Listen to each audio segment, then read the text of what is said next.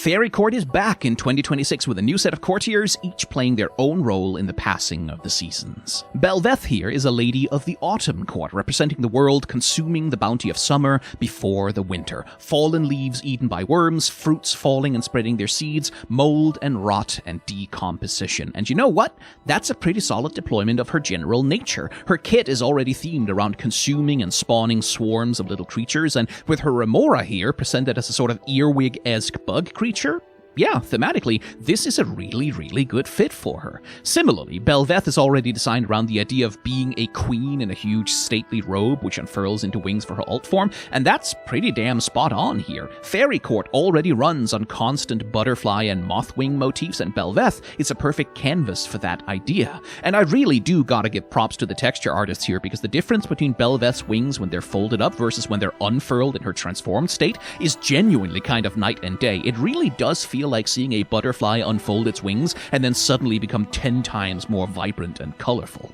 On the downside, the skin doesn't really find anything interesting to do with Bel'Veth's false face. In her base form, the human head is a decoy, a lure, and is intentionally kind of uncanny and wrong-looking. Her true face is the 4 eyes and ravenous mouth on her chest, and Fairy Court Bel'Veth just kinda gives her a normal face and an upper torso that's flesh-colored and regular, without any of that uncanny edge. Like, maybe the flower petal mask on her face is supposed to do that, to be sort of inhuman, but I just don't think it lands it, really. It looks too much like just a regular fancy mask ball mask. Which is a pity, because the fair folk are often uncanny and subtly wrong. They do hide their true faces behind glamours, so it feels like something could have been done with that here.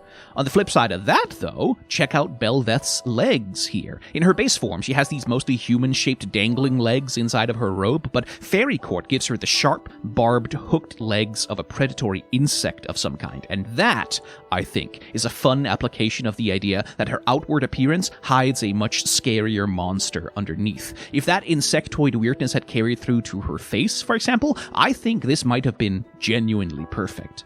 That complaint aside, though, this is probably Bel'Veth's best skin now. Nothing else she has makes nearly as good of a use out of what she already is to create something that's interesting and new.